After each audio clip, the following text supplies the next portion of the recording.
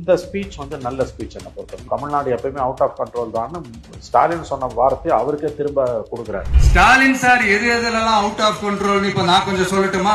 எடப்பாடி முதலமைச்சராக இருக்கும்போது ஒரு பவர்ஃபுல் அப்போசிஷன் லீடரா ஸ்டாலின் இருந்தார். இன்றைய உரையை பார்க்கும் பொழுது மெல்ல மெல்ல அந்த இடத்தை நோக்கி, எதிர்க்கட்சி அந்தஸ்தை நோக்கி விஜய் நகருகிறார் என்றுதான் எனக்கு தோணும். அதிகாரத்தை வச்சு மக்கள் பணத்தை கொள்ளையடிச்சதை தாண்டி வேற ஏதாவது கொம்பு முளைச்ச பெரிய அனுபவம் இவங்களுக்கு இருக்குதா?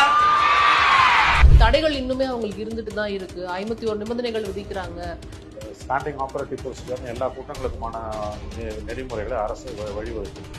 ஆனால் அவர் சொல்றாரு அது வந்து ஸ்டாலின் ஆபரேட்டிவ் ப்ரொசீஜர். தாவேக்காக மட்டும் விஜய் கூட்டத்துக்கும் இவ்வளவு நிபந்தனைகளை இந்த அரசு காவல்துறை விதிப்பது என்பது விஜயை பார்த்து திமுக எந்த அளவுக்கு அஞ்சி நடுங்குகிறது என்பதற்கான ஒரு உதாரணம் தான் நான் பார்க்கிறேன். விசில புடிங்கி வைக்கிறான் சேப்பாக் ஸ்டேடியத்துல. இப்ப எந்த அளவுக்கு அவங்க விஜயை பார்த்து பயப்படுறாங்க? கேலி கூத்து இல்லையா? விசில புடுங்குற அளவுக்கு பயம் உங்களுக்கு. தூய்மை பணியாளர்கள் கூட விசில் அடிக்க கூடாதுங்கிற மாதிரியான விஷயம் இருக்கிறத பார்க்க முடியும். தூய்மை பணியாளர்கள் விசில் அடிக்க கூடாது, நாளைக்கு பஸ் கண்டக்டர்ஸ் விசில் அடிக்க கூடாது, அவங்களுக்கு மெகாபோனை கொடுத்துருவாங்க. கேலி கூத்தின் உச்சம் இல்லை.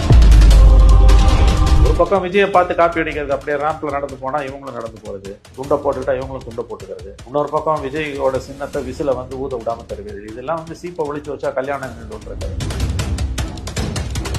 தமிழக வெற்றி கழகத்துல இருந்து ஒரு சர்வே எடுக்க போன சிலரை வந்துட்டு தாக்கியதா ஒரு செய்தி வந்துச்சு. மறுநாளே பார்த்தா இல்ல அவங்கதான் எங்களை தாக்கினாங்கன்னு 2-3 பெண்மணிகள் வந்துட்டு நேர்காணல் கொடுக்கறதையும் பார்க்க முடிஞ்சிச்சு.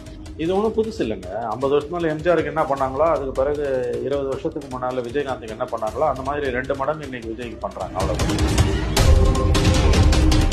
நான் வந்து விக்கிரவாண்டி கூட்டத்தில் ஒரு பொலிட்டிக்கல் பாம் வச்சேன், கூட்டணி ஆட்சின்னு. இன்னைக்கு அது எல்லா கட்சியிலையும் எதிரொலிக்குதுங்க. இப்போ காங்கிரஸுக்குள்ள வரக்கூடிய பொருளை தான் அவர் சொல்றாரு. ஸோ இதெல்லாம் வந்து உங்களுக்கு வந்து அவரோட அரசியலில் அவர் முன்னெடுக்கக்கூடிய விஷயம்.